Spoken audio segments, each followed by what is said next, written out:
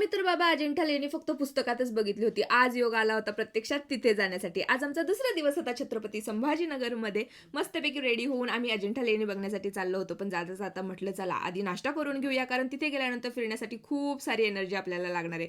असं ऊन लागत होतं ना, त्यामुळे आधी तर आम्ही टोप्यांची शॉपिंग केली. आता मी ही टोपी घेऊ की ही टोपी घेऊ असा प्रश्न चालला होता. पण हीच घेतली आणि निघालो. आता गाडी इथेच पार्क करावी लागणार होती आणि तिथून आपल्याला एसटीमध्ये बसून पुढचा प्रवास करायचा होता.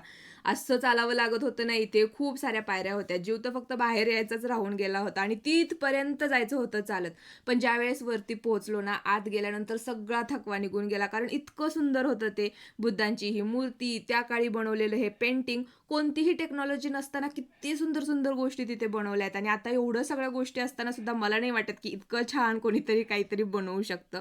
खूप साऱ्या लेण्या होत्या तिथे. प्रत्येक लेणीत वेगळं काहीतरी, काही मोठ्या होत्या, काही छोट्या होत्या. अभिला सुद्धा इकडे खूप मज्जा येत होती आणि काही ॲडव्हेंचरच करायचं असेल ना, त्या गोष्टी मला खूप जास्त आवडतात. आता हे माकडाचं पिल्लू त्याच्या मम्मापाशी जाऊन बसलेलं बघितलं, की अभिला त्याच्या मम्मापाशी येऊन बसावंसं वाटलं. टोपी म्हटलं बास झाली. आता आपण स्कार्फ घेऊया आणि तिथपर्यंत जर चालत गेलो ना, रिटर्न जायची आपली पंचायत होईल असा विचार करून इथूनच आम्ही रिटर्न निघालो.